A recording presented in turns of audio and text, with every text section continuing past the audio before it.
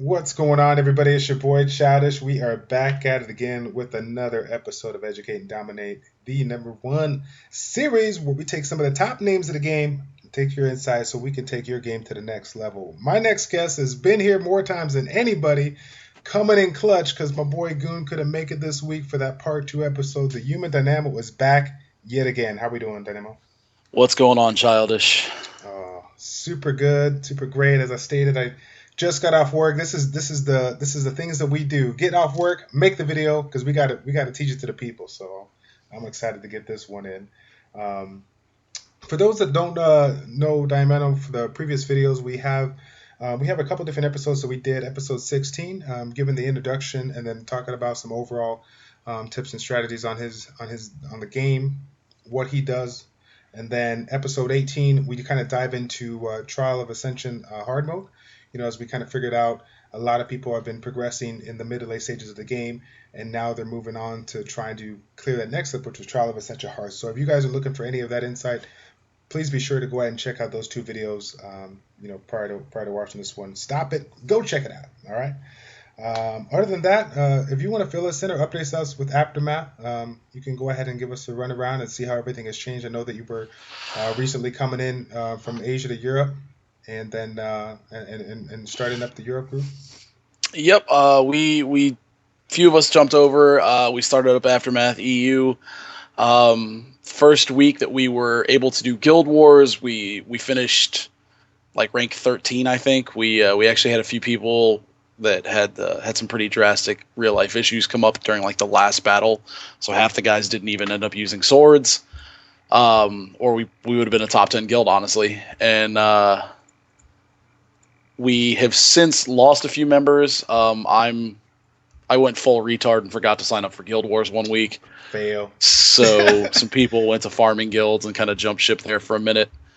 Um, then we lost a couple other people for various reasons, and we're running with like 14 people right now. We finished top 20 last week. We're about to finish. We're currently ranked like 50 or 60 or something like that in the middle of Guild Wars for this week. So we still have some spots. We're looking for people if anyone's interested, and yeah, that's about it as far Okay, as the guild's concerned. and with regards to the guild, what is the best way to contact you if they're looking to join your ranks? Line is what we use primarily to communicate. Myself and CO-BA, we are the two people running the guild right now.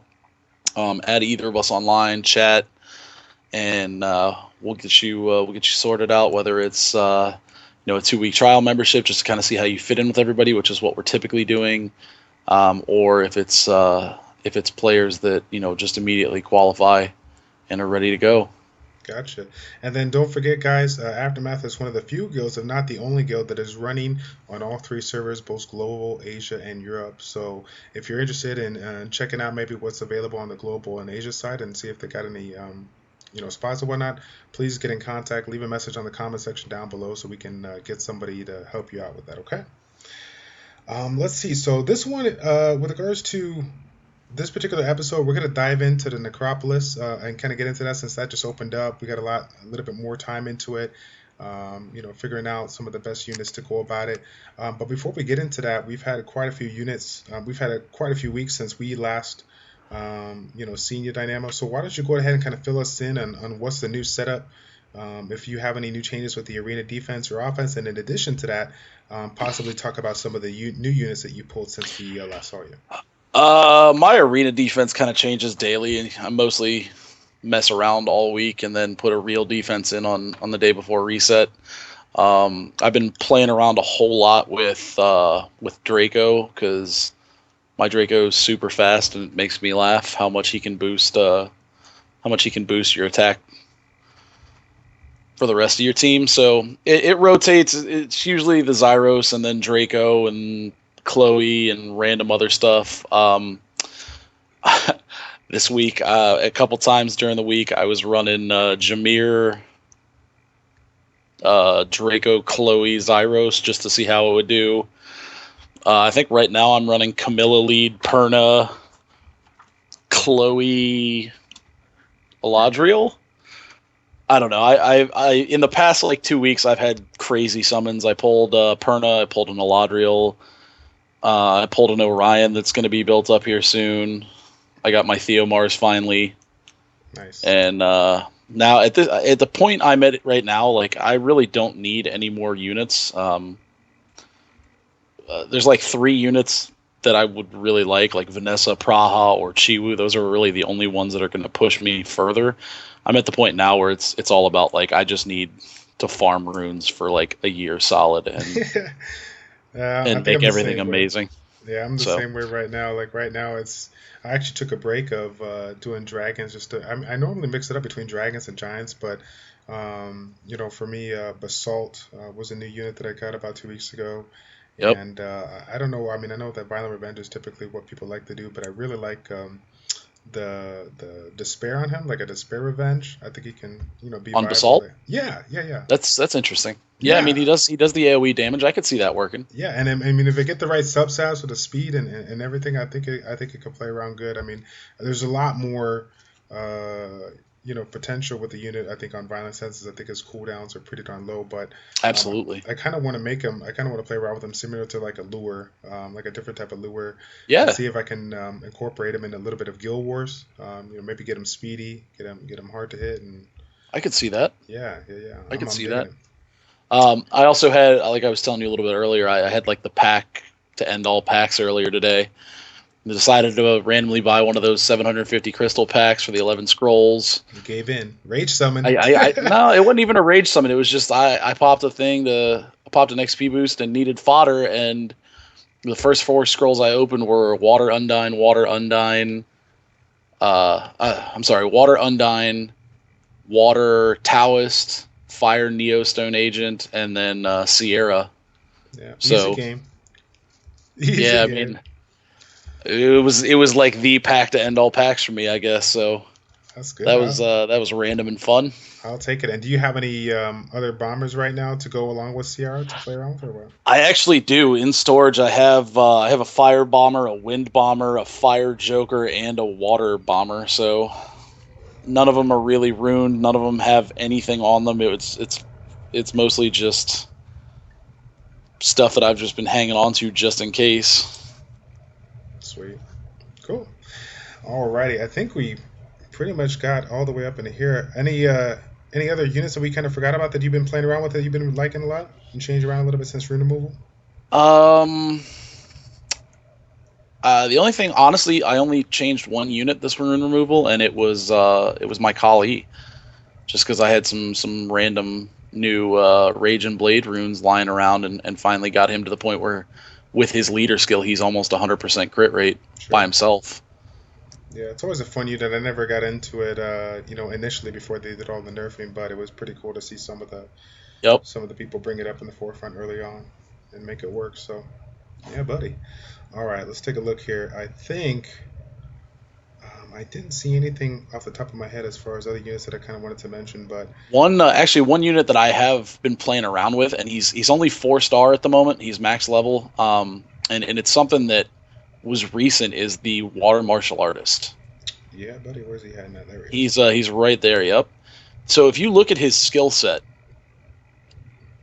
he has a pretty decent stun chance on the first skill. I want to say it's like right around 50% when maxed. Right, right. His second skill um, does decent damage because it scales off his defense, and it's also a chance to stun. And then his third skill, he has a self buff where he recovers and also has a chance to counterattack. Or he will counterattack, sorry. So the counterattack is huge. It's one of the awesome mechanics that are going to be necessary or really valuable for the Necropolis. Hmm. And he's also going to be a fantastic tank for TOA hard because of the fact that he will counterattack, he has a self heal, and his first skill has a chance to stun. So he's going to be one of those units where, there are levels where you need a water tank, you bring him, and all of a sudden he's just a stun machine. Gotcha. And with regards to TOA utilizing him, we've had a lot of people say, when talking about different types of units that can provide a lot of damage or whatnot, defense, crit damage, defense, so on and so forth. Seeing that he is going to be utilized in a kind of a PVE setting and really set on being a tank or whatnot, would it be smarter to go with as much defense as possible, or just I personally am going to be going defense on 2, 4, and 6, going violent focus, and just trying to pump his accuracy through the roof through substats initially. If need be, I will go accuracy on 6, but I don't think it's going to be necessary. Honestly, I think with his defense being as high as it's going to be, and then just getting HP through substats and accuracy through substats, I think he'll be fine. Yeah, that's what I was gonna say. I really think that this one is one of those where, since you're setting them up to tank and provide stuns, I don't see any reason to go to crit damage on 4 unless you're going to try to use them in like a PVE or a PvP setting as well. Yeah, I But mean, if I was going to use them for like Guild Wars or anything, and I had the runes with the right substats, I would go defense, crit damage, defense, and try and get 70% crit through subs and just pump his crit damage up. But for me, he's more of just a TOA hard tank than anything else. good deal. All right, I think I need to go ahead and move on to my list on my page. Let's see if I can get there to it. While you're pulling that up, the general thing for Necropolis, from all the YouTube stuff that I've been watching and all the playtesting I've been doing, Necropolis is a dungeon that it's unlike any other because it sort of changes the meta completely. With your runes, you don't need any speed at all. There's a cap in the boss fight, and I'm not 100% what it is. It's somewhere between 95 and 105 speed during the boss fight. So if you rune for speed, it's wasted stat except for the trash mobs leading up there. And the way the mechanics are going to work, like the developers' notes even said that multi-hit monsters are going to be the key to this, and that's half of it. The other half is the order in which your team goes. And I'll get a little bit more into that once we're talking, after we've talked about the units. But the way the units are sort of broken up in that list I gave you, you've got creatures that have multiple hits on either the first skill or multiple skills that do multiple hits. The second part is the speed buffer, which is very necessary and will make things so much easier. And then we get into like effective healers and creatures that have revenge abilities. And then there's a couple special mention units. Cool. That I think will be kind of sleeper units that people can play around with. Good deal. Yeah, I'm looking forward. I always like the sleeper unit. So again, let me go ahead and fill you guys in if you haven't seen that previous video. One of the cool things about Dynamo and this group here in Aftermath is you got a lot of people in his community that are really, really big theory crafters. They spend a lot of time going back and forth, testing out a lot of units so that they can give the best advice for the people on the forums and the community and so on and so forth on his Twitch stream as well. So it's always exciting to find out what he has in store. And I know that we talked a few days ago on a unit which in my book or in my list was actually I had a video that I made 6 or 7 months ago, what I consider a very, very underrated and overlooked unit. Absolutely. I'm excited to get that one in and talk about that one. So first on the list, we got ourselves the one unit that everyone kind of passed on early on, but now you can see them starting to put a little guild points into it, the Water Cowgirl. Yep, the Cowgirls. This may be the one redeeming factor for Goon. I know he cries about his every time he's got a video or you talk to him. He cries about his max level Cowgirl. This, they're Come To Us is listening, Goon. They're trying to make you feel better about yourself there. They definitely are listening to you, Goon. I'll tell you something. The Cowgirls, I mean, honestly, they're free. Spend some guild points on them, especially if you already have Efreets and you already have all the other stuff. You can summon one a week without really being too pressed. They're I think it's 800 points to summon one. The water one especially, she's going to be the real shining star. Every skill she has, pretty much has multiple hits. I mean, her first skill, double shots, and it applies an attack speed slow, which is huge for Necropolis. Right. When I say Necropolis, I'm pretty much meaning the boss fight. The trash mobs are pretty much universal. Slowing the boss down though is huge and makes it so much easier. So, first skill double attacks and slows. Her third skill 6 attacks, applies dots. It's almost like Orochi. She's gonna be an MVP if you can get her and you can max her up, which is only a matter of time for people. So yeah. Spend some Definitely. guild points, guys. It'll be worth it. Make your Necropolis runs Yeah. cake. I'm super excited for this one. This one, in addition to one of the units that we'll get into a little bit later, the Fire Nine-Tail Fox, are definitely two units that I'm going to went ahead and pick up as far as getting those clutch units that are going to provide me an opportunity to auto B10 when I get to that level. So Yep. very very good one there. And of course, even the water one, the best all cowgirls kind of fit into this. You said. Well, all the cowgirls have the double shot for the first skill, so they're all going to be useful. The water just has that extra 6 attacks on her third skill, so I would say she would be the one you want to put the most effort into. But if you have a max level one already, aka Goon, then they are useful. So it's not terrible. You may just want to use one until you can finally summon a water one. Gotcha. And here's the other fire one there for those that haven't really taken a look at the units. Again, this is one of those things for me that initially I took a look at the units and just kind of passed it up because I was like when Yep. they first came out I was like, oh, that's no big. I don't see that's got to be anything good for my team. But now it's definitely something to talk about here. So let's see. I think I the next agree. one here is going to be in here. This was one of my favorite ones of all time coming up in the game. The Fire Harpoo Colleen. All right, so Colleen actually fits into 2 different categories. She's going to be amazing. So her first skill attacks twice. In addition, if you've already popped the shield, it's going to reduce the attack power. So that by itself is amazing. But then on top of that, her third skill heals. I think it's 30% max when maxed out, and gives you an attack power boost for 3 turns. Her whole kit is great for this, and because of her stats, she's a great unit for if she gets stolen by the boss. And I'll go into how that mechanic seems to work in a little bit, so that you can kind of understand why you plan ahead the way you do for this dungeon. But she's an effective healer, and she also has the block heal so that he can't heal off of his AoE attack. So I mean, her whole kit is fantastic for this dungeon. Yeah. Yeah. And again, for those that are listening to this, maybe they're not at the level trying to play, at the Necropolis, but maybe you're just a beginner coming up in the game and you're looking at some of these 2-star units that you can, pick up early on and find, an amazing kit that can allow you to kind of progress, nice and steadily along. I think this is definitely one of those units that'll get the job done for you if you don't have a healer early on.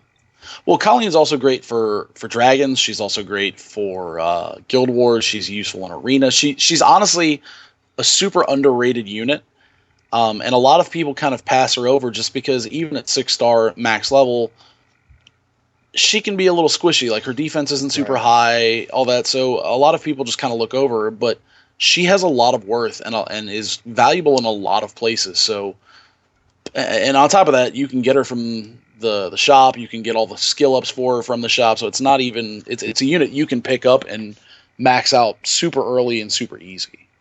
Yeah, buddy. All right, next one up that we got here, Lukasha, the Fire Harpy. All right, so Lukasha, most of the harpies are decent. Fire and Light are the 2 best. Lukasha, when maxed, is pretty insane. Her second skill does 4 attacks. Her third skill does 6. So, for those that don't know, with Necropolis, the boss has a shield that resets every time he goes, and it has like 7 attacks worth of a barrier. And once you pop it is when you can start applying debuffs. So, these units that have a crazy amount of attacks, like 4, 5, 6 attacks, they're really the bread and butter for knocking down that shield and allowing you to start doing damage and debuffing the boss, which is how you beat the dungeon. Good deal. Let's see here. And we got the next one. This is one that I know people will be like, what? The Water Imp Champion.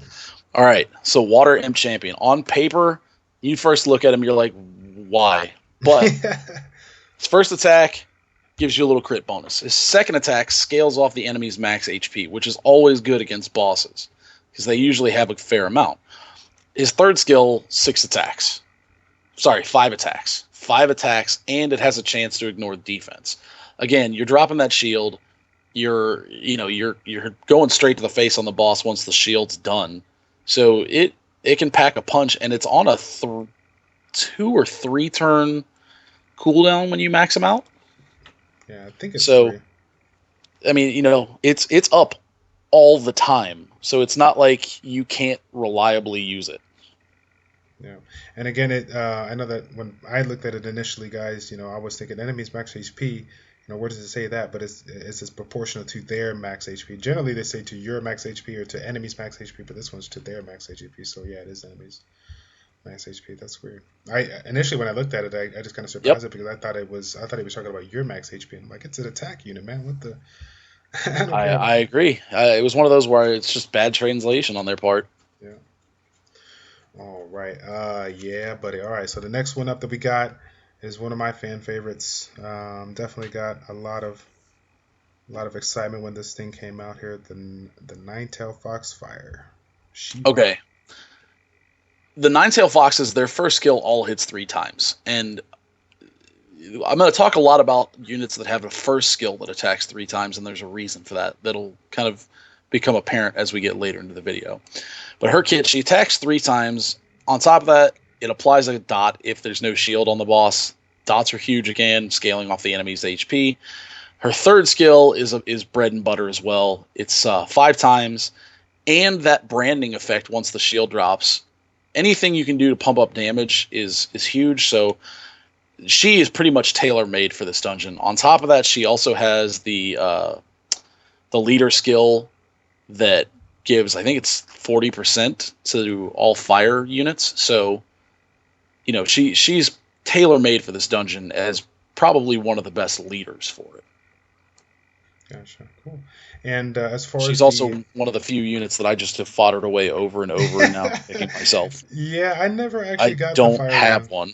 Never got the fire one, never got the wind one. I got the Soha, the water one, early on, and utilized it when everyone was setting up Chloe's, double Chloe, triple Chloe, whatever. So using it for its cleanse, but I haven't used it too much. Yeah. I sadly foddered one away the week before Necropolis came out to 6-star Eladriel, so I'm dumb. And so with regards to the fire one, that's obviously the best one out of the 3. We can make a reason for the other 2. Do you feel that if they don't have the fire one, but they possibly got the water or the wind one, if there was a choice out of the 2, which one would you choose and why?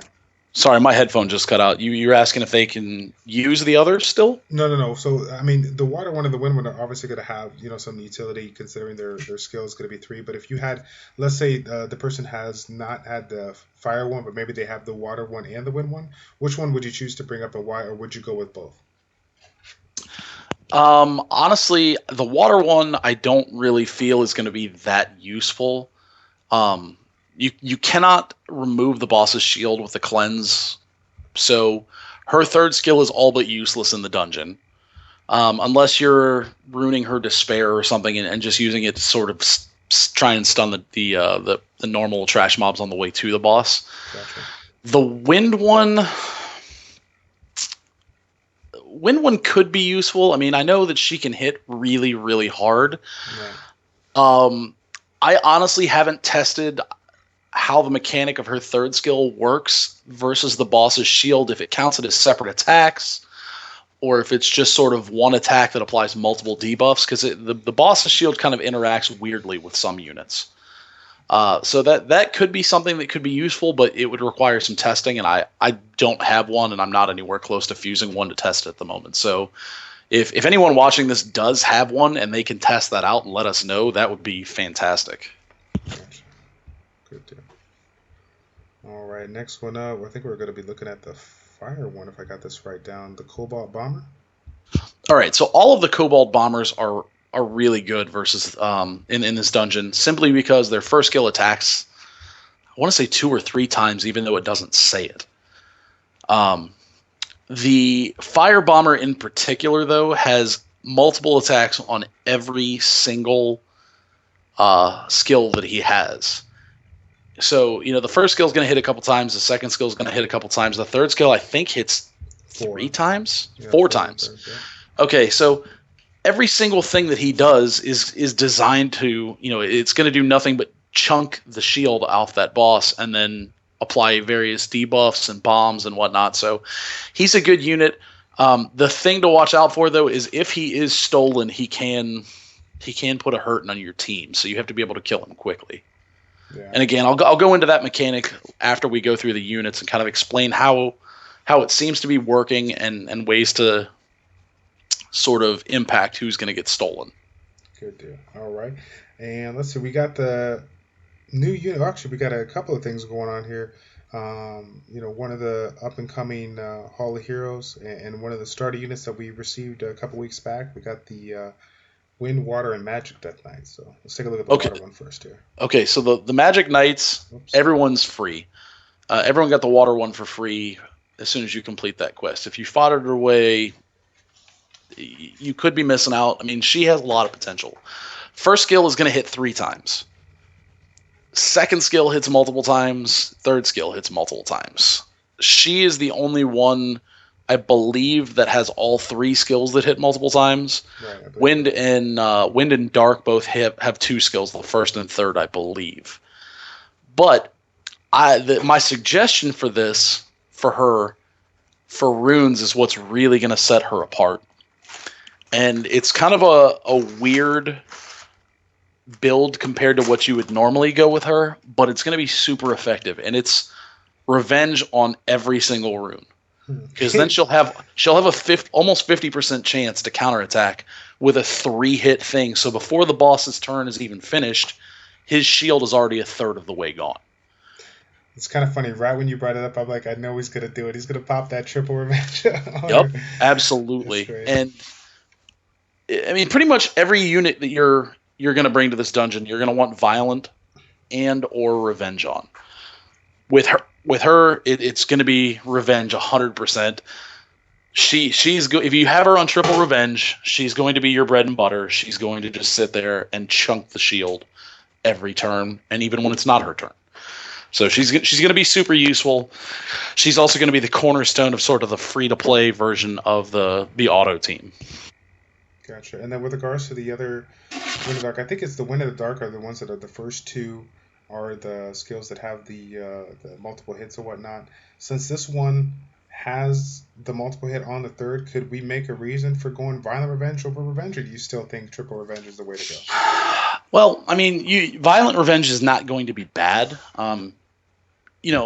Like I said, she has multiple skills that are all going to hit multiple times. So yeah, if she gets violent procs, it's going to be good. The only reason I'm saying triple revenge is going to be superior, especially in the free to play team, is because you want her to use her first skill all the time, especially when it's not her turn.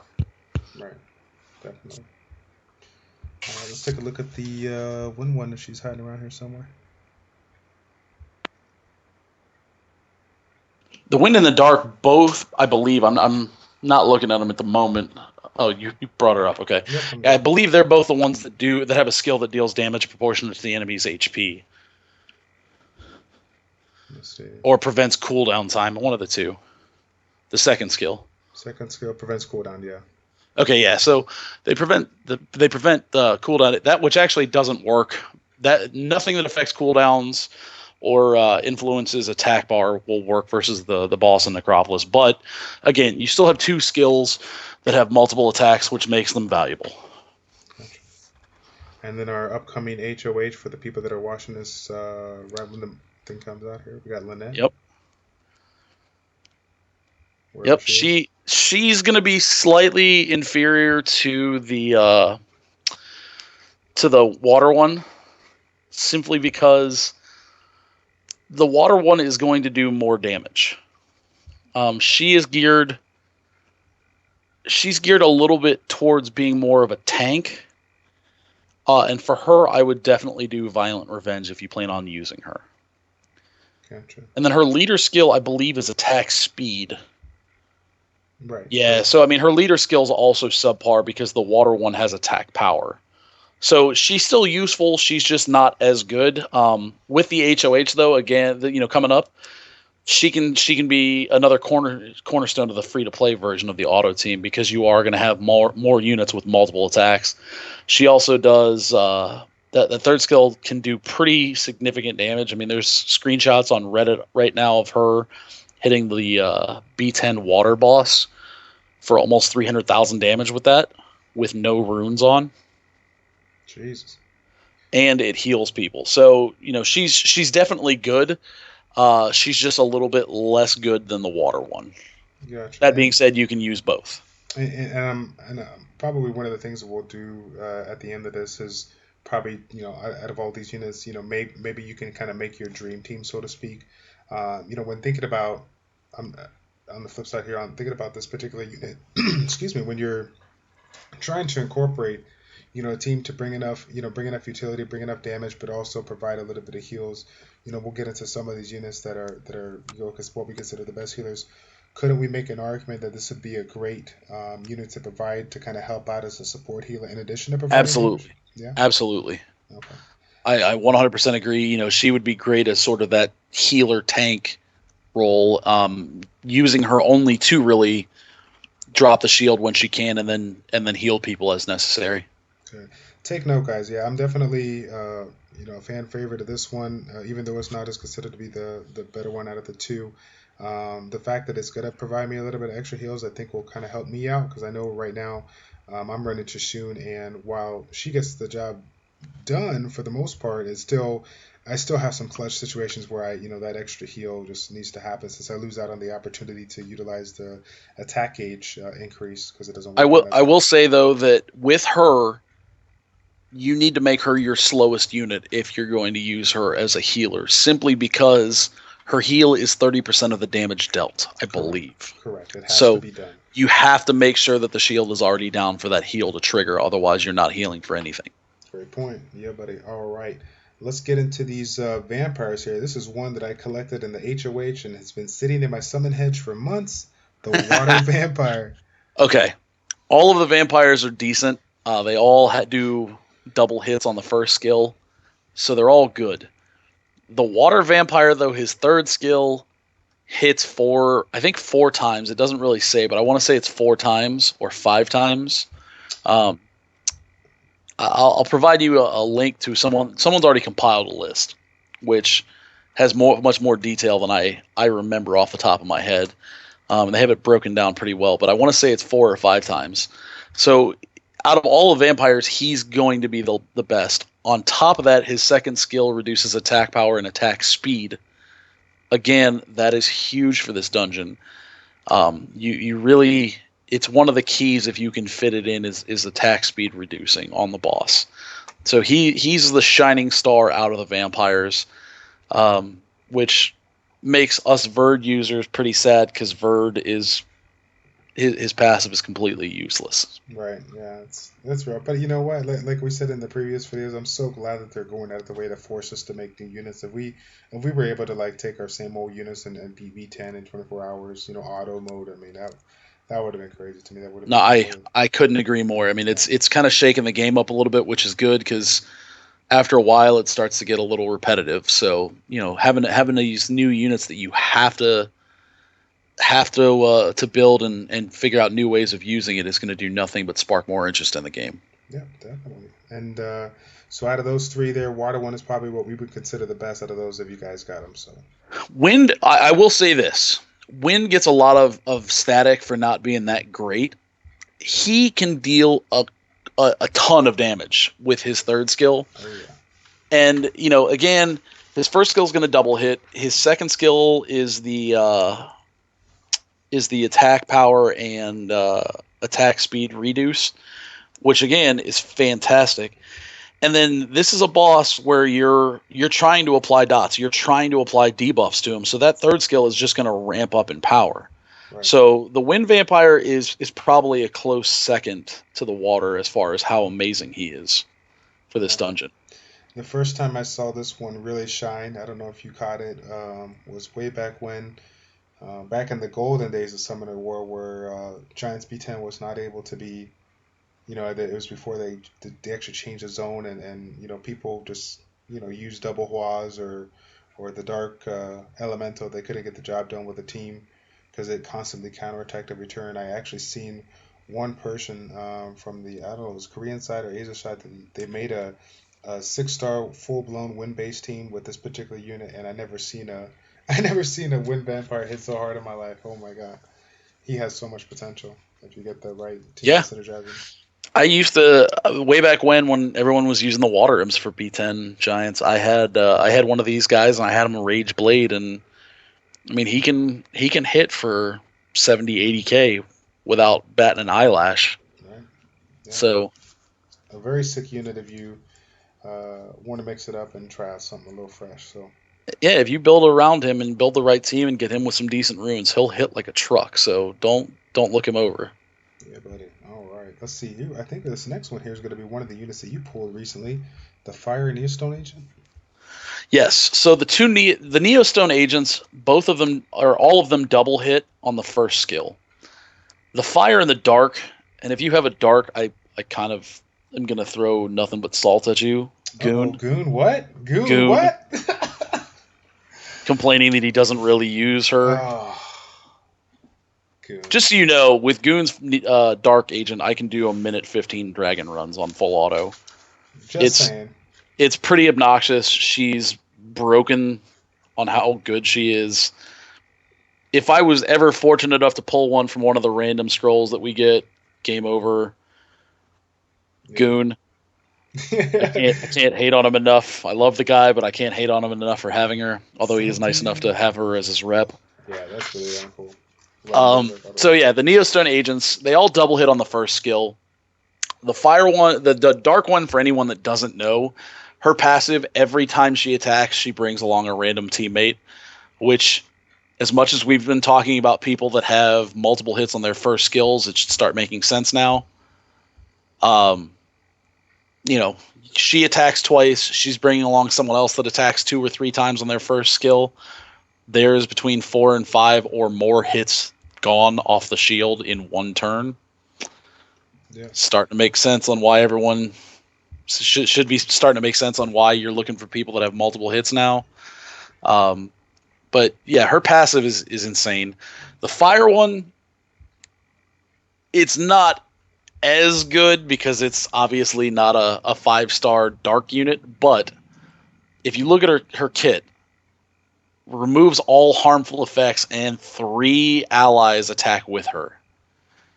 So that also is huge. The second skill doesn't really come into play because the boss cannot get beneficial effects at all during the fight. It's part of one of his passives since he has like 17 of them. But the first skill double hits. The third skill, her plus 3 other random allies. Or I'm sorry, she removes all harmful effects and then 3 random allies attack. So that skill alone can eat up a shield with the right people. Right. And randomly selected, that includes her as well as one of the 3, or is that 3 people outside of her? So far, I have not seen her attack. I just got mine to level 30 today. I literally just pulled her today, though, so I haven't played around with her. I can just see the potential, theory crafting, the potential's there for her to fit right into an auto team if you pull her. I mean, she's amazing. On top of that, she's got a good Guild Wars leader skill, so she'll be a decent Guild War unit. Yeah, for sure. So, plus she looks so damn cute. She looks like yeah. She looks like a secretary that's going on a rampage. It makes me laugh. My man. All right, the next one. While you're on that screen, one pitfall to avoid, guys, and I'll explain why, is the water assassin. If you look at her on paper, she could be a god. The problem is the number of attacks on that last skill is according to attack speed, and the attack speed is capped. Right. So the most you'll ever get off that third skill is 2 attacks, which is not terrible, but it made me sad using it. So don't invest too much into her unless she's your only multi-attacker, which she shouldn't be, considering how many of the good ones are free. Yeah, there's so many of them available now. So yes. All right. I think we got the next one up is some old school units here that people kind of forgot and starting to use up again. We got the Water and Wind Parade. Let's talk about the Water one here. Yeah, the Parades. Okay, so in addition to the fact that they all just got buffed and a lot of them are actually super useful, their first attack double hits, and then the water one, I think her last skill does 6 attacks. 6. Yeah, and wind does 5 and has an armor break on it. So both of these are good units for Necropolis simply because they are going to drop that shield. They both have multiple attacks with multiple hits on them. So they're both great units, and they got buffed recently, so you can't be mad about that. No. Um, I'm glad that Comtos is going out of the way to kind of fix some of the units that are not getting too much love and making them a little bit more useful. I agree. Although I do have to tell you that in the last video, you kind of gave me a bunch of shit because I pulled a fire one and it was sort of destiny that I had one. Yes. Yeah. About him and she got foddered. So. Oh, you foddered her? Yeah. Oh I my had god. To. Oh my god. Oh. Pause the video. I gotta stop right now. Oh my god. I know. Which it's destiny that I pull another one. Oh. I know. All right. I'm gonna get through it. I think I'll be okay. We'll call that my epic fail if you want. There we go. Epic fail of the video. We'll just get it out of the way right there. Good deal. That's great. Oh man, I'm excited for this one now. So this one here is one of those units that I continuously, decided to myself I have this little project. I want to make this work, and it doesn't get a lot of flavor, but now it's getting a lot of flavor. They've literally updated this guy or buffed her up so many times I can't even imagine now. The water, wind, and fire Kung Fu Girl. All right. So the Kung Fu Girl is another unit that fits into multiple categories, and they're honestly awesome.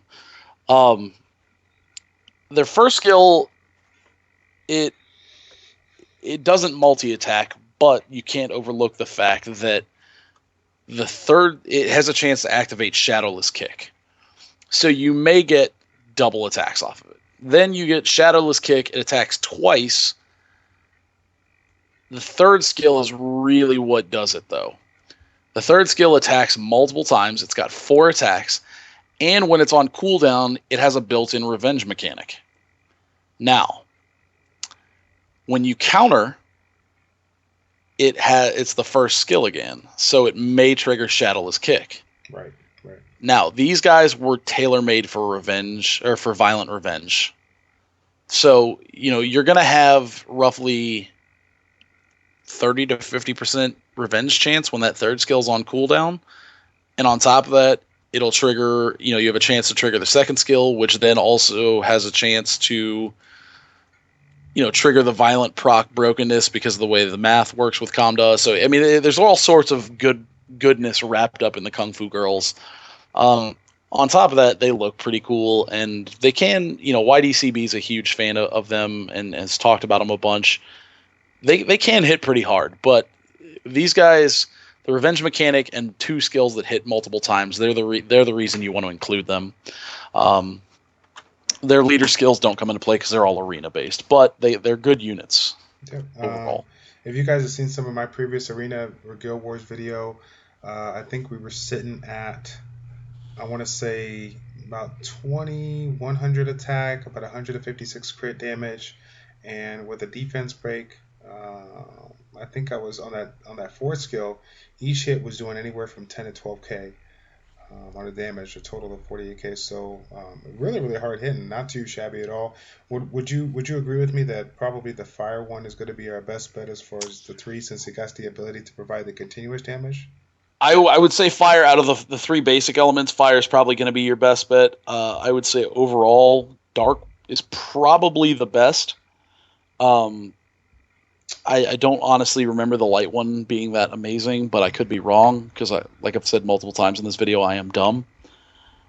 I would say fire out of the 3 basic elements, though she's probably the best. Yeah, the continuous damage is so strong on a zone like this where. Absolutely. Yeah. Sure. Good deal. All right, let's see here. Our next one up is the Oracles. Yeah, buddy. Let's start with the win one. Okay. The Oracles, their first skill hits 3 times right off the bat. So that's a third of the boss's shield right off the get-go. The recovery mechanic that's built into them does not work. That's fine. They're still great. The second skill on the wind one has a bomb and a dot, and you immediately get another turn, which, if you're on violent, and which you should be for her if you're using her for this, can trigger a violent proc and resets the violent proc chance and all that stuff. The third skill in her hits like a truck if runed well. It detonates bombs, and it triggers. It deals the bomb damage immediately, which can be a huge boost to your damage spike on the boss. And I'll explain a little bit about why that's important after we get through the units. But the wind one's fantastic for this. The water one, it's one of those units where if you have her again, I'm going to throw salt because she's one of like 3 units in the game that I've been trying for. She has the single largest heal in the game. It's a group heal on her second skill for her third skill for, I think it's like 50%. She's amazing. Her predict future second skill sadly does not come into play really, but yeah, 50%. She's a god. Praha is amazing. She is love. She is life. She's one of probably the single best healer for this dungeon if you have her. The fire one again has a really good. Her first skill's really good. The other 2 skills don't come into play sadly, so she's probably the weakest of the 3 elements. Simply because you can't strip the boss's shield, and the debuff thing doesn't come into play. Very cool. Dark is also amazing, simply because of the bomb that she can plant. Like, if you're lucky enough to have a Dark Oracle, then you already know how amazing she is. Where's she hiding at? She's right next to the second row. There you go. Yeah. Very, very nice. All right. Let's take a look here on the next one on the list. Now, we're going to get into some of the units that are going to provide a little bit of utility in the form of the buff. So the first one here, while some may believe it has no use at all, I think it can be useful depending on how you go about it here. Bernard, where's Bernard hiding at? Absolutely, Bernard is amazing. He is probably my go-to for the speed buff, and the reason the speed buff is so important, the speed buff actually allows you to go over the cap that the boss provides. So going over that speed cap combined with attack speed reducing the boss is really what's going to allow you to get in more turns and pile on the damage while that shield is down. So Bernard obviously has the 30% attack bar fill that's kind of wasted, but the speed boost is awesome. He's also a decent choice for a leader skill, using the 30% power boost for wind units. And when that shield is down, attack or armor breaking and attack power reducing the boss is huge. Yeah. So yeah, Bernard's great. On paper, he may not seem fantastic, but that speed boost is really the key here. And there's really only a couple units that do that. Okay, and then with regards to Bernard, 9 times out of 10, the people that utilize him some form of speed comp, and you made a comment about how, speed, buffing him speed in general is not going to really do too much for you. So do you recommend someone to try to mix it up with a different set, or do you just say, utilize what you got because you use it in so many other aspects of the game? I mean, do you really want to go back and forth with the... I will be utilizing mine how I have him. I won't be changing it up too much. Him being fast and being on those speed runes is really what's going to help you early on against the trash mobs, because all the other units you have are going to be slow as hell. Right. So him being fast is what's going to allow you to get that speed buff off before the other units go. In addition, he will more than likely be your first unit to go in the boss fight. So him being able to speed buff early is still useful. So especially if you're running, using him for Giants or Arena or Guild Wars or really anything else, use him for what you have on him already with a lot of speed. If you are building him only for this for some weird reason, stack some hit points and some damage on him. But yeah, don't switch it up if you already have one. Gotcha. And then another one that kind of falls in a hybrid here as far as providing the same type of buff here as the water werewolf. Yeah, he's actually really really good in this dungeon. We just had the secret dungeon, and it's kind of weird how Comdos does that, almost like they're trying to encourage you to build these units. His first skill, it has a debuff tied to it, so once that shield is down, it blocks HP recovery, which is a cool mechanic for the boss fight because he's going to heal damage based on how much he does. His heal has a speed buff has a speed increase tied to it, so he heals as well as kind of gives you that little speed burst. And then his third skill attacks, I think, 4 times on shred. So three on this. 3 times. Escher's 4 times, Escher's right? 4, yeah. Yeah, Escher's just better. His third skill attacks 3 times, so that's useful in dropping the shield as well. And it's on a 3-turn cooldown, so it's up a lot. And again, Violent Revenge, you're going to be going kind of crazy on how often your skills are up. So he's a really good free-to-play unit that would be thrown in there for a healer as well as the speed booster. Cool. All right. Let me see here. So we got, in addition to having units that provide the speed buff or whatnot, we got a couple of units that really shine due to the fact that they provide a decrease in the attack speed on the first skill. So we're going to kind of hit up some of those here. So this is actually fairly rare. I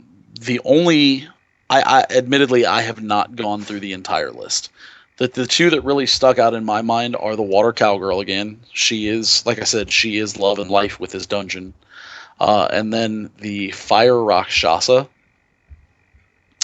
And everyone that's got a Hua knows that she's awesome. She's one of those units though that's a little weird with this dungeon because her passive will not come into play as long as that shield is up. So she has the attack speed slow on the first skill, and then she has the dot on the second skill. So she's fantastic for this dungeon. Just realize that she won't get that 25% chance to trigger an extra attack and will not be decreasing the boss's attack bar.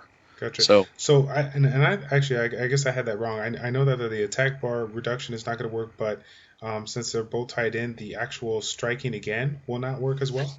As long as the shield is up, she will not strike again. If the shield is down, she can. Gotcha. So she's another unit that most people that have her rune her super fast.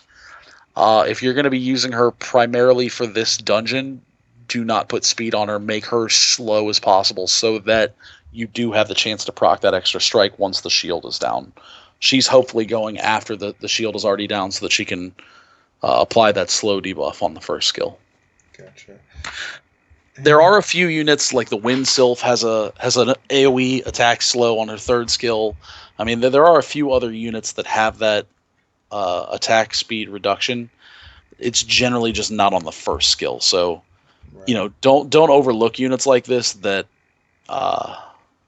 have that if you can't find it on some of the other units. Right. They are still going to be valuable. And this is one of the few, I think, that actually provide the attack speed reduction for 3 turns more so than 2, right? I can't think agree. of any other unit that provides it for 3. So especially for those round of turns where you lose a unit to the boss and he steals a turn, this kind of gives you a little time to get it back just in case you can't get your lineup down and get the opportunity to put this buff up again. So. Yep. All right, let me see here. We hit up the fire rack as well. Ah, yes. All right, the underrated and overlooked unit, one of my favorites. 2-star Water Hellhound, my man. Okay, so this is that sleeper unit that I was talking about. Sleeper time. Tark. He gets overlooked a lot for Seek because Seek is used so often. His first skill, he heals himself with a bite. He can hit pretty hard. Second skill, sadly, doesn't really come into play because of the speed cap in this dungeon. But his third skill, on a 4-turn cooldown, brings 2 other people along. He is the miniature version of the Dark Neostone agent. So, again, Violent Revenge with this guy, that skill's going to be up more often than you would think. Bringing 2 other people plus him, let's say you have at least 2 other units that have 2 attacks on the first. That's 5 chunks of that shield out with 1 turn. He can be amazing in this dungeon. You just simply need to make sure that he survives because his HP and his defense are a little low. Gotcha. And I'm sure you're going to highlight this probably a little bit later on, but considering that this unit is so clutch and bringing in units that provide multi-attack, and we're probably going to want to have a little bit of speed on him to make sure that he goes first above all. Would you say, or? Honestly, having him go earlier in the group is not bad, but if the way the boss mechanic works, if he is not the first to go and it's just random in the middle or whatever, it's still not going to be bad because as soon as the shield drops, any units that have debuffs on their first skill can apply them. So true. Let's say that he brings along 2 other units and there's only 3 ticks left on the shield. Two hits from those units are going to be able to apply debuff. So having him first is great. Having him in the middle is not bad. You ideally don't want him to be your last unit to go though. Cool.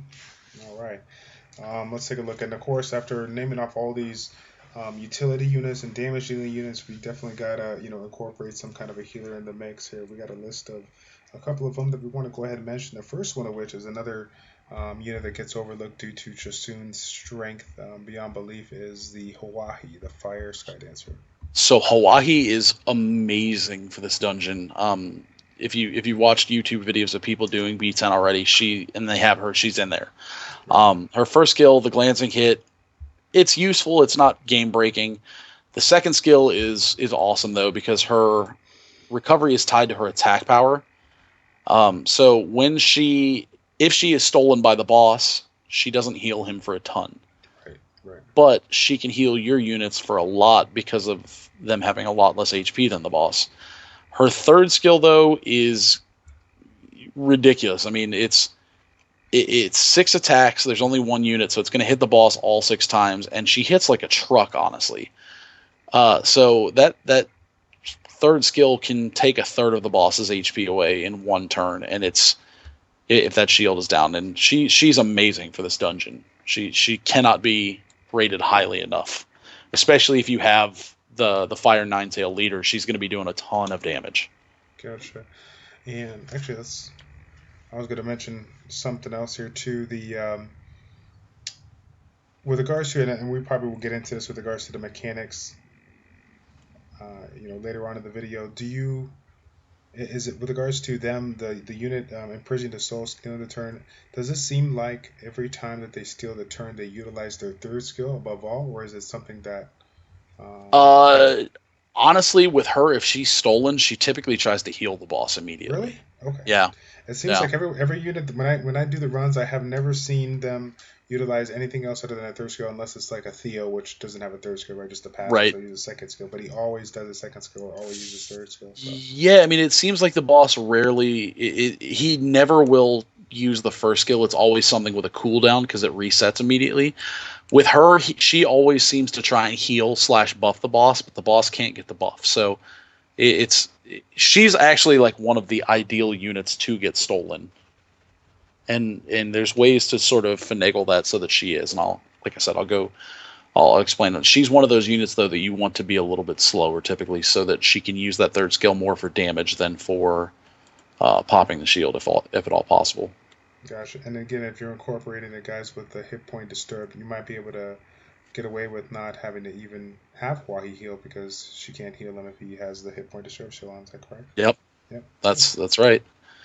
The Colleen is another really good healer, but we've talked a bunch about her. The other really amazing healer that's also free to play is the Wind Yeti. Wind Yeti. And he, way back in the day when I first started playing, he was like the go-to arena healer for a long time for people that didn't have archangels and all that crazy stuff at the time. He's got multiple attacks on his first skill. He's a 2-star unit. So he's readily available.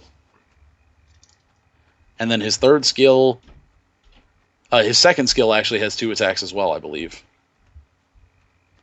Yep. So he's got 2 different skills that have multiple attacks. And he's got is that an attack speed slow on the first skill? Yes, it is, but it's yes, only it one is. turn. It's only one turn though. Still an Still attack speed good. still on the Yeah, first yeah. skill, yeah. His third skill though is clutch for this dungeon, especially if he gets stolen, which chances are it won't be. But if he's on your team, he will even out the HP of all enemies or of all your allies. So he can heal, especially if you have a Huahi and other things where they your units may not all be the same. He can even them out and raise some pretty hefty bars if one guy's kind of getting focused down, or if one unit had just been stolen and you killed them, they come back right around 50%. He can then kind of even out the HP of all allies. Now, from what I understand on this one here, though, it looks like it's just proportion to number surviving. It doesn't look like it has any kind of an evening out or balancing effect. Or am I getting that wrong?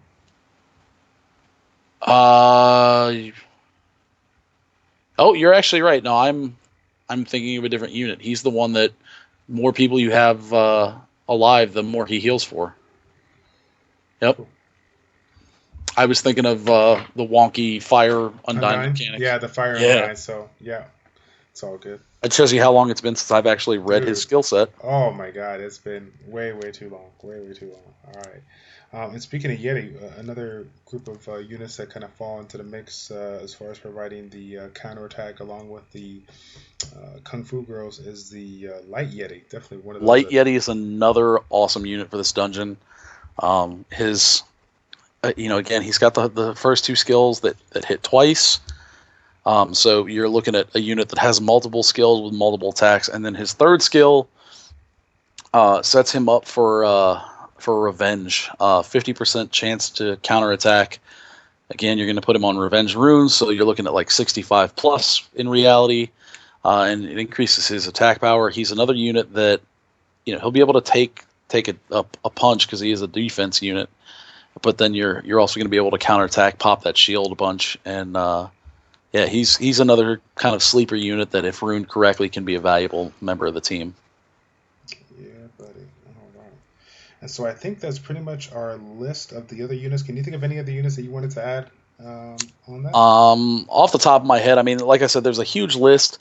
Any units that have multiple skills with multiple attacks are going to be valuable. Any units that have multiple attacks on the first skill, um, like the Barbaric Kings. I mean, there's a huge list that I'll provide you, and you can just put the link out there on the video. Okay. There's a ton of units that are going to be useful. These are sort of the ones that I think are going to be the most useful overall. Most useful, yes. And if you guys mentioned, or if you guys saw Goon's last video, I think I showcased one of the links similar to the one he's talking about. Might even be the same link from Reddit that was a nice compilation of all the units available. So, all right. So, kind of the next topic we wanted to get into, I think, is going to be just the mechanics overall. Your take on the zone and how you want to incorporate the mechanics into this play. Okay, so like we talked about, you don't want to rune for speed. Sort of maybe the exception being Bernard if you're using him for other dungeons or whatever. But the way the mechanics work, the boss, like I said, caps between 95 and 105 speed during the boss fight. The speed buff allows you to go over it, so that's going to be big. The way the mechanic works with the shield, it had, like it said, it has seven basically attacks worth of absorb, and then as soon as it drops is when he'll be able to debuff. Now the other two things that come into play during the boss fight is his ability to steal your units. And in all of the experience in all the stuff that I've done as far as testing it and from what other people are saying, the boss tends to steal the people who have dealt the most damage to him. So these are the units that you sort of want to have go later, like with the Hawaii. You want her to be a little bit slower on the attack, so that she can deal a ton of damage and then get stolen. And then the key to these stolen units is you need to be able to kill them fairly quickly. You don't want them necessarily soaking up all your time so that you can get right back to killing the boss.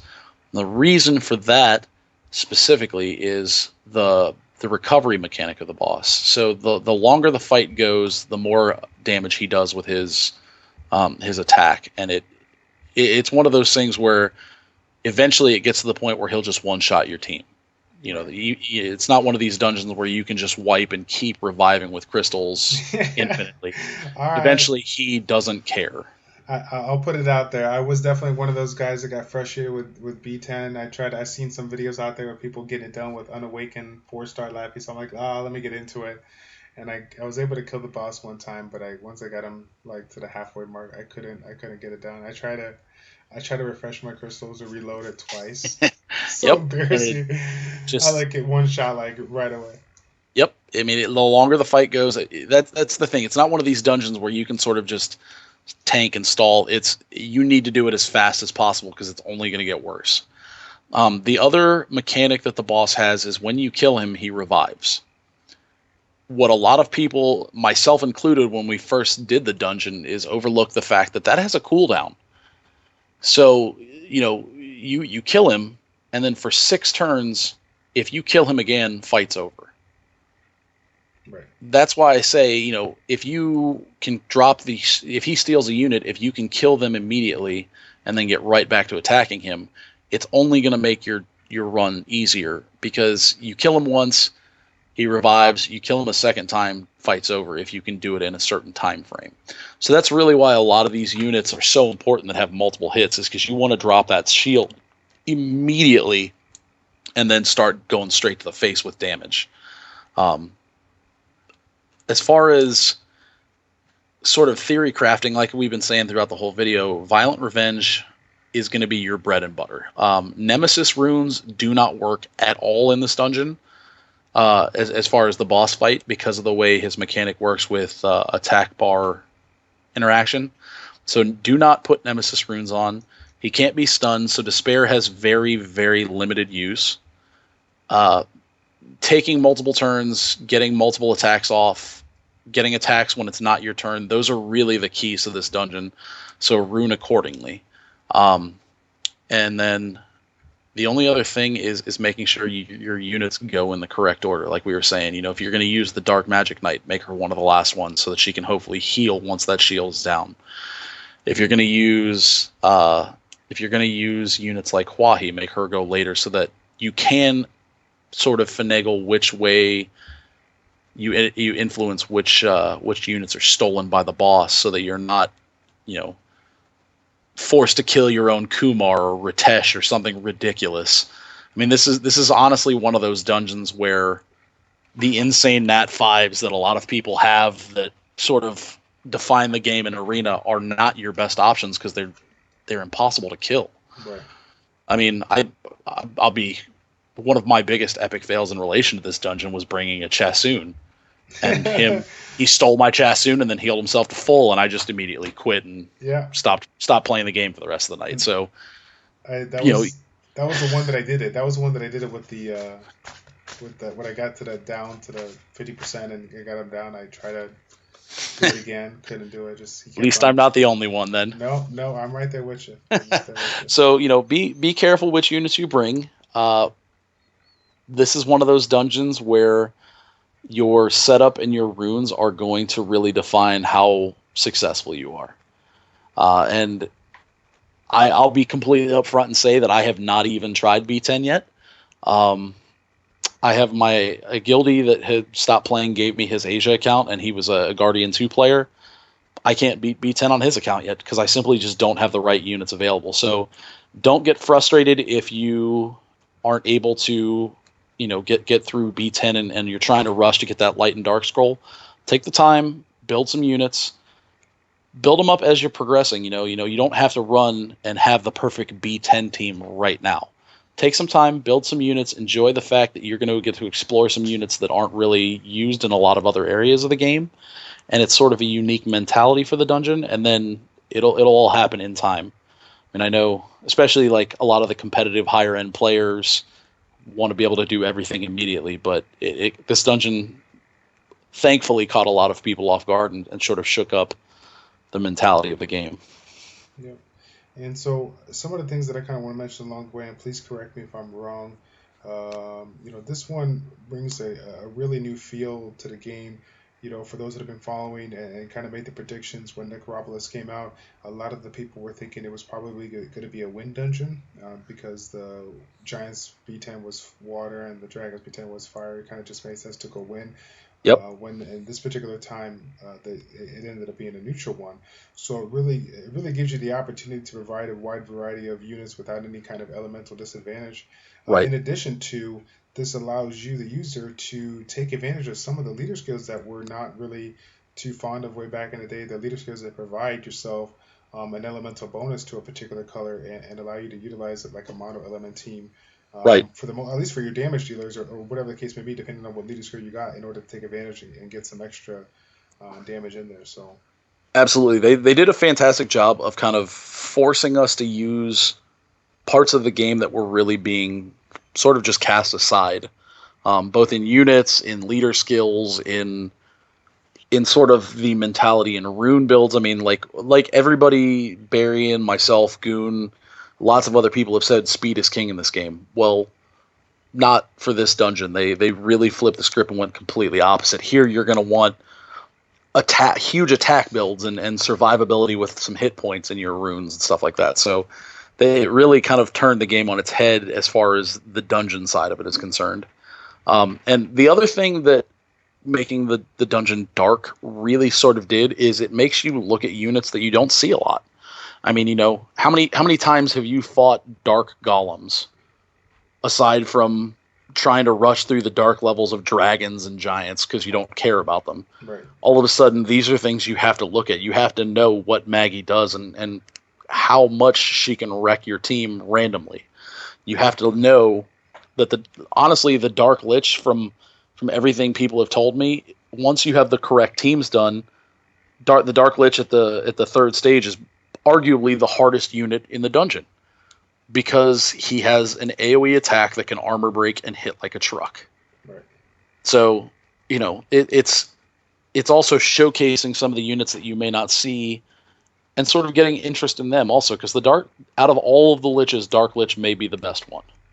And if you have one, all of a sudden he may not seem like such a bad option to focus on a little bit. Yeah. Let's see here. I have a couple of extra questions to kind of throw at you, and I know we got some user questions from the forums. We'll go ahead and get to those here in a minute. Okay. Considering that everything we kind of went over, we got a wide variety of units. If you were to make yourself a quote unquote, dream team, what would your 5 units be? If I had access to every single unit in the game, Every single unit in the game. oh god, let's see. Praha would be in there. Fire Ninetails would be in there. She would probably be my leader. So it'd probably be Fire Ninetail lead, Dark Neostone Agent, Praha, Water Cowgirl, and then the last unit would be Bernard. That would probably be like the fastest / most reliable Necro 10 auto team, I would think. Gotcha. And then let's kind of put a fixer or like a wild card to that there. We got a lot of people.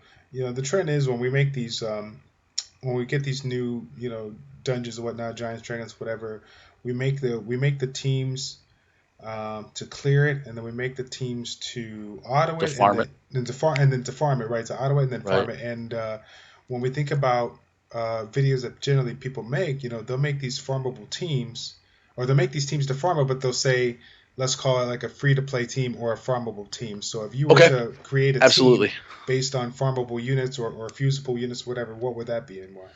Okay. Based on what's out there now, the free-to-play team would be Bernard in it for sure, simply because of how good his speed boost is. I would say I'm going to lump Water Cowgirl in there because she is essentially free as long as you're willing to spend the Guild War points on her. Most stuff, yeah. Let's see. For a healer, it's not a unit that necessarily you would think, and it's not one we really went over, but I would say Bella would probably be really good. Simply because she does have the armor break if you can do that when the shield is down, and she has a decent heal that's on a low cooldown. The other unit that you could use in place of Bella would be that Wind Yeti. because again, free, or actually Colleen would be a good choice as well. So let's go ahead and say Water Cowgirl and Water Magic Knight right off the top. Those are 2 units that are going to be in there. Bernard is your 3rd unit. I'm going to throw in, just to make sure you can do it and that it's probably a pretty safe auto, I would say Water Magic Knight lead, Water Cowgirl, Bernard, Fire Harpy, I believe you can farm. If not, ignore her. Or no, you cannot farm her. It's the Wind Harpy you can get. So Water Magic Knight, Water Cowgirl, Bernard, Colleen, Bella. That would be my free to play farm team. Cool, awesome. Thank you for the insight. Let's see if we can get to the next. Oh, I forgot the other question that I had on my list here. Going back to the question about utilizing units that have the group hunt, the team up, so on and so forth. Yep. With Neostone Agents and whatnot. Are you able to confirm if the team up function, similar to Rogue, when utilized with a different unit, reduces their cooldown times, or is it just an opportunity for them to attack? Everything I have seen reduces their cooldown times. I'm not 100% on that. If you put a gun to my head, I would be willing to bet that it is, but I'm not 100% positive. So okay. That's something I would actually need to test just a little more. Right, and I think that mechanic works with I know the fire Inugami, not on the B10 Necropolis, but it just works in general and whatnot. So I would hope that same concept is be able to utilize with the group hunt and then the Neostone Agents and whatnot, because being able to reduce their cooldowns at any time really is gonna benefit you in the absolutely. Long run, so. All right. Well, it also gets more interesting when given that line of thinking. Let's say you have multiple units where you have multiple group ups like that. Let's say you have Tark and then you have a fire Neostone Agent. If one gets involved in the other's group up and it reduces all their cooldowns by 1, you could almost create like a little vicious cycle where you have a group up attack every other turn, which would really make for an interesting run in that in the Necro B10. Yeah. All right. Let's see. Let's see if we can find. Oops. If I can get to it here. All right. So this one that I was looking at.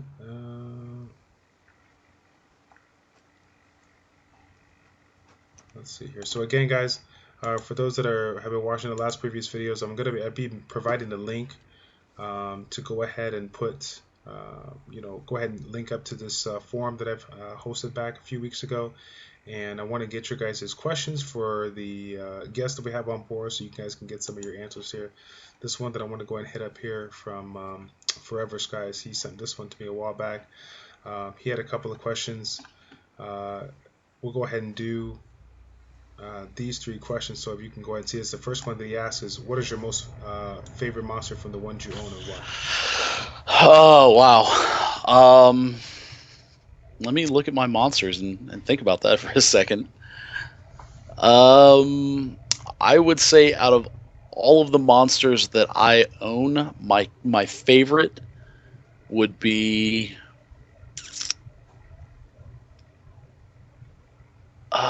God, I have such a soft spot for my Wind Chim, Lagmaron.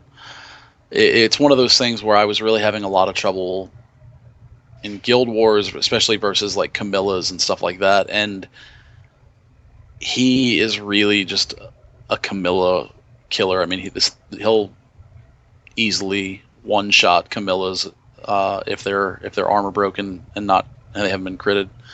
So he's probably my favorite, and he's one of the ones that I have better runes on. So, yeah. All right. He was sort of a game changer for me in Arena and Guild Wars. Yeah, I was gonna say you got like over 200 crit damage on him too, I believe, right? Yeah, I think he's right at 75% crit rate and 206 crit damage, and all of his runes are not even maxed out. I mean, they're all at plus 12 or higher, but it's a 5-star crit rate, crit damage rune on slot 4, so it could be higher if I can get a 6-star. Cool. And let's see, this one here, we'll skip to this one because I really like this question here. We've had a lot of changes in the current meta as far as speed clearing teams or non-Lucian speed clearing teams. Utilizing AoE monsters. The combination of Galleon with a couple of AoE monsters. What do you think about that current meta? How do you like it? It's good. With the abundance of Theomars everywhere and the abundance of the double Lucian speed teams, to be honest, the higher end arena kind of gets pretty stagnant. So people like Forensai and Kenneth that are using things like Tiana and Pungabek and Galleon and all that, it's making people adapt their defenses some. It's refreshing. Yeah. Absolutely. Anyone that's taking a new sort of twist on arena and using it effectively, it's awesome. So I think it's going to do nothing but make the game more interesting because it's going to force people to adapt to things and also think about maybe switching their defenses up to kind of combat threats they hadn't thought about before. Yeah. So I think it's going to do nothing but make the game more enjoyable. I mean, it's going to obviously be more frustrating, but at the same time, it's going to help things be less repetitive and stagnant. Yeah, definitely. Good. And with regards to Necropolis, was there anything else you kind of wanted to add that you might have thought of along the way? In the same vein as TOA hard, don't get frustrated. There's going to be a learning curve. I mean, it's a brand new dungeon. Not everyone's going to be able to do it right away. I mean, I know there's people that are already farming it with no trouble at all. Right. Take your time, do it right. Don't rush to get it done. And to my knowledge, right now we can't even farm the destroy runes, right? It's still not even. They have not implemented them. They'll be out, from what I understand, at the end of September in like the 1.75 patch. So right now it's sort of just bragging rights and to get that free light and dark scroll. It is dropping some rage runes and some of the other runes. The destroy runes have not been implemented, and as far as I know, they have not fully switched over the rune drops. Yeah, all the regular zones, the giants and dragon, they still have all the drops as far as I know. Yeah, same with the scenario ones. The scenario ones haven't changed over as well. So. Yeah, they haven't switched them up yet. So enjoy farming Fame and Hell for stupidly expensive violent runes to sell for mana, and farming your rage runes from giants for now. Focus on that if that's what you need. Don't rush. Take your time with this because it'll be around for a while. Yep, and I'll make a vid in the future, guys, as far as probably going to be one of my recommendations for like an upcoming place to farm with the changes of the runes. So stay tuned for that. Let's go ahead and get some shout outs if you want to go ahead and hit up anybody or any guilds or anything out there. Well, I mean, like I was saying last video, on EU, Noviak is really kind of the trendsetters over there. Goon and Revark, who is their guild leader, and it's a guy that I used to play with a good bit on Global. We sort of just touched base again, so that's awesome. There's a guild called WeBurn that I didn't realize a lot of the Global players in Aftermath know a bunch of those guys, so they've been really nice to chat with and sort of get to know. Cynthia is one of their guild leaders. Kenneth, he's sort of making this game funny and enjoyable again, just because of, if nothing else, his constant epic failing and just rage summoning to try and combat it. Mm-hmm. He's pretty much turning this game into Pokemon, which makes me laugh because he has everything and multiples of it, and he's trying to complete the collection now. So big shout out to him. He's keeping the game pretty much single-handedly keeping the game running at this point, if no one else is. And then all the guys that are making people adapt for Inside Kenneth, all the guys in Zypher that are constantly adapting stuff. Everyone that is keeping this game from being nothing but repetitive motion. It's what's going to keep people playing and keep this game interesting. So big shout out to all of them. Good deal. And again, if I didn't say it initially at the very beginning of the video, big props to you for those that remember have been following the series since the beginning. Goon was we started to make a video and we were planning on talking about so much stuff that we got to a mark. We were like, okay, we're gonna go ahead and definitely split it up so we can get two different parts for you guys. But unfortunately, he had a little bit of an emergency and couldn't make it this week. So Dynamo, utilizing his knowledge and what we talked about, or what's kind of going on with the current meta and the Necropolis, what he decided to come on board and provide this great insight for you guys. So then, thank you for your time. Absolutely. Really cool. Also, I'm going to make one prediction before we go. Okay. Because I saw a thread on Reddit about this, and I want to get my prediction documented and out there. Get it. In the developers' notes at the bottom of it, there was a thing that had like had artwork for an up and coming thing that they hadn't really said what it was, and they said they weren't going to be discussing it. Yada yada. Based off of what's in the game right now, I'm calling it right now. It's Rift of Worlds, and it's some sort of giant co-op boss that you sort of like Guild Wars, where you assign people. Somehow going to be tied into the guild cooperatively killing this boss for something. Yeah. Putting it out there, that's my prediction. We'll see if I'm right. I was actually thinking of it. I don't know if you are familiar with the game Brave Frontier, but they kind of made a co-op thing, I think, where you can utilize. I don't think it was like a guild, but it was their like just friend people on your friends list or whatnot or something like that. So yeah, whether it's friend list or guild, it's definitely going to be something unique like that. So I'm definitely excited about that. Shout out to Comptos for continuously providing us new content like that. It's good. It also, I was in that same thread, I was reading something that was kind of an interesting concept that I hadn't really thought of, but I think would be really cool.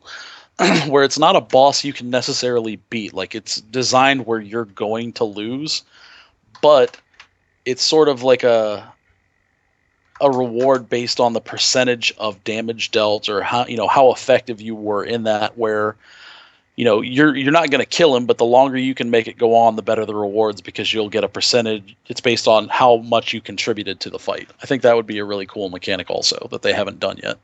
Yeah. Let me see. Do you got any? I got one call out. But you got any call outs that you wanted to go and throw out there as well? Call outs as far as call outs. Anybody that have kind of been new and up and coming that you've seen and provide a little more insight. You want to kind of recommend them for the channel. At this point, you've really done a lot of the big names, and I mean, on Asia, on EU, a lot of the top guys are people you've already talked to at least once. So, I mean, it's kind of tough. I will say this: if at some point all of you should make an EU kind of spy account and just look at some of the funny and amazing pictures that people use as their avatars in the top 100. Nice. I mean, without getting too crass, there's some pretty hot and awesome pictures that pop up all of the time. And most of the top 100 guys that do it are funny and sort of trolly. And I mean, one in particular, there's a guy that I see a lot named Big Titty Bitch, and it's just it's just a constant change of giant boobed girls, and it's hilarious to see him just floating around and whacking people. Yeah, cool. And for my call out, this one's gonna kind of extend to the people in the community or whatnot.